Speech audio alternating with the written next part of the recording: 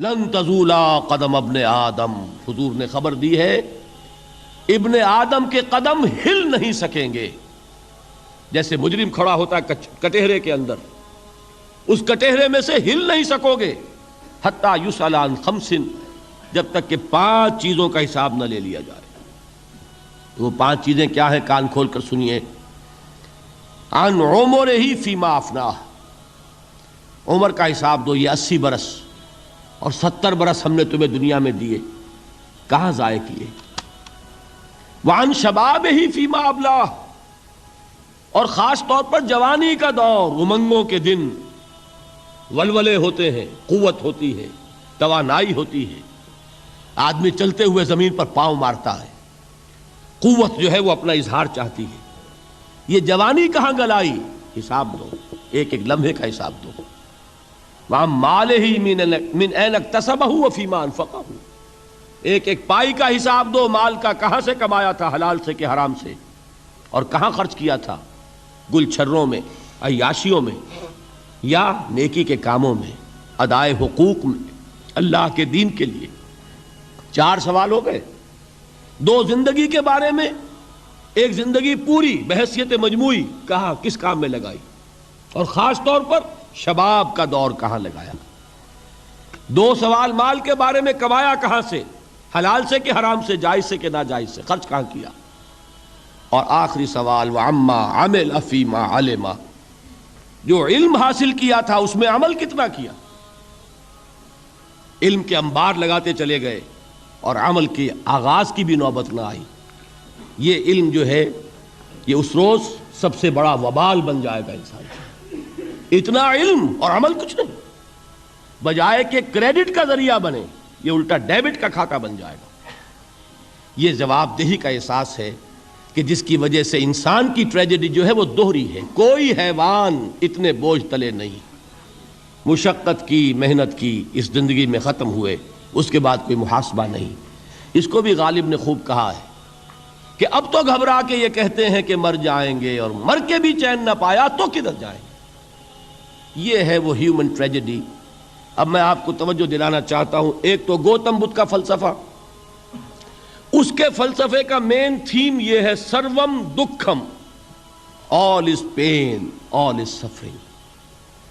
اور اس نے جو بھی اپنی محنت کی یہ تو اللہ ہی بہتر جانتا ہے کہ اسے بعد میں ملا کیا اور کیا نہیں ملا. ایک بات آپ سے عرض کر دوں، گوتم بدھ کے بارے میں ایک بہت جید عالم میرے نزدیک بر صغیر پاک و ہند کے علماء میں، جو اس صدی کے علماء ہیں، ان میں ان کا بہت اونچا مقام ہے، مولانا مناظر احسن گیلانی رحمۃ اللہ علیہ. گیلان قصبہ ہے ایک بہار کا، وہاں کے رہنے والے تھے. ان کی زندگی زیادہ گزری حیدرآباد دکن میں، عثمانیہ یونیورسٹی میں استاد رہے.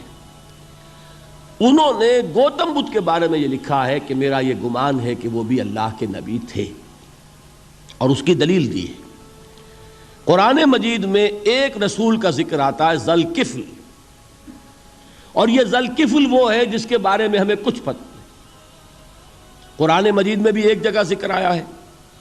نمبر 2 یہ کہ کسی حدیث میں اس کی کوئی ہمیں وضاحت نہیں ملتی، نہ حضور سے پوچھا گیا نہ حضور نے اس کی وضاحت فرمائی. اب یہ ذوالکفل ہے کون؟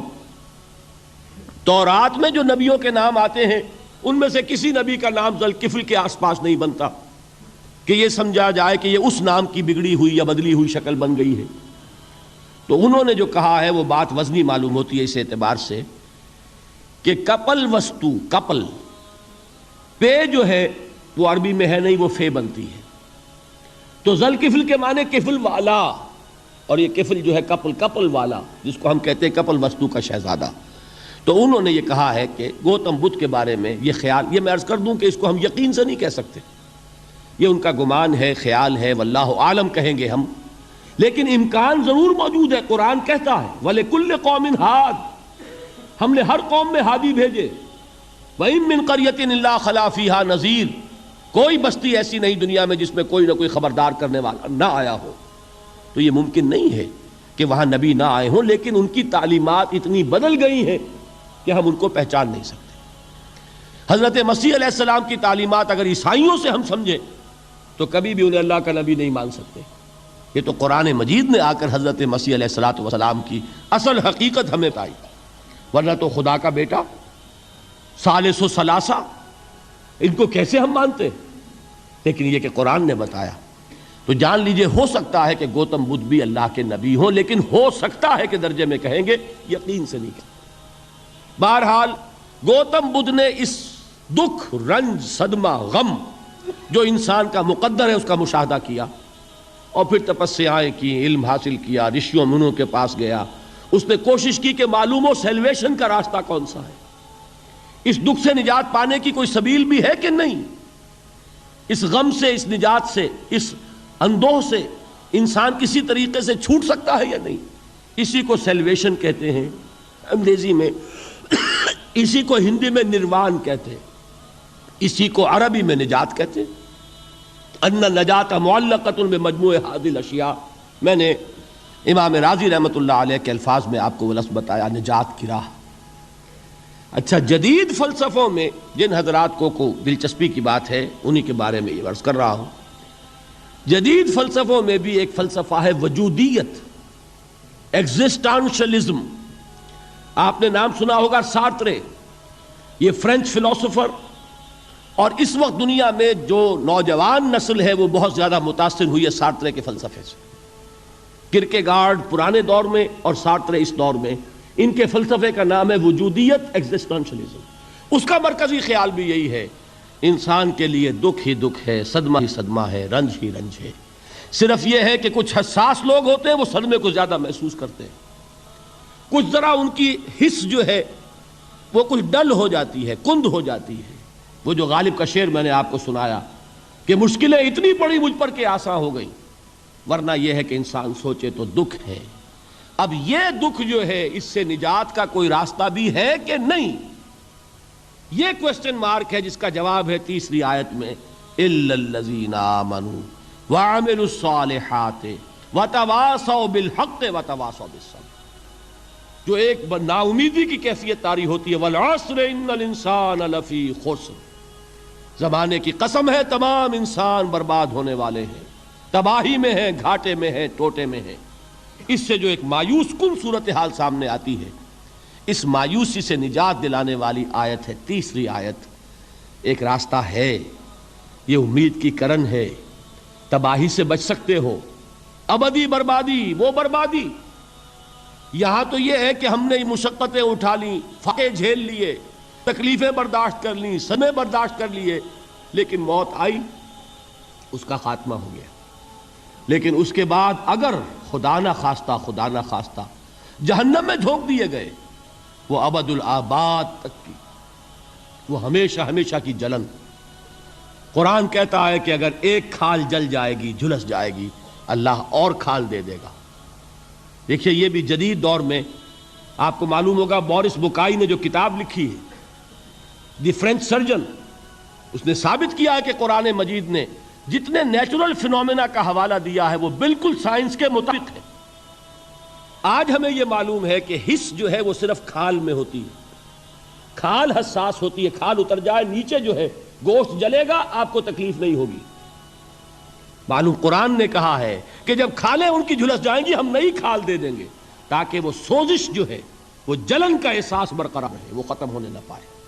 حالانکہ اس کی ضرورت نہیں ہے، اگر اندر کا گوشت بھی حس والا ہوتا تو پھر کھال دوبارہ عطا کرنے کی ضرورت نہیں ہے، گوشت جلے گا، اس سے بھی جلن کا اور سوزش کا احساس ہو جائے گا۔ لیکن قرآن کہتا ہے کہ نہیں، کلما نضجت جلودہم بدلنا لہم جلودا غیرہا، جب ان کی کھالیں جھلس جائیں گی، جل جائیں گی، ہم ان کی کھالیں بدل دیں گے تاکہ وہ سوزش برقرار رہے۔ ثم لا يموت فيها ولا يحيا، پھر نہ وہ اس میں جی سکے گا نہ مر سکے گا، نہ زندوں میں ہوگا نہ مردوں میں ہوگا۔ موت کو پکارے گا، کاش کہ موت آ جائے جو مجھے اس مشقت سے اور مشکل سے چھٹکارا دلا دے۔ وہ موت جس سے اس وقت ہم بھاگتے ہیں، اگر خدا نہ خواستہ اس جہنم میں جھونکے گئے تو پھر موت کو پکاریں گے اور موت نہیں آئے گی۔ اس عذاب سے، اس ابدی ناکامی سے، اس خسران سے، اس ابدی ہلاکت سے بچنے کا کوئی راستہ ہے؟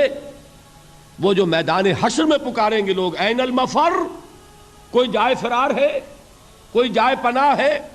وہ جائے فرار، وہ جائے پناہ اس دنیا میں اللہ نے ہمیں عطا فرمائی، اسی کا نام صراط مستقیم ہے۔ الا الذین آمنوا وعملوا الصالحات وتواصوا بالحق وتواصوا بالصبر، ایک راستہ ہے۔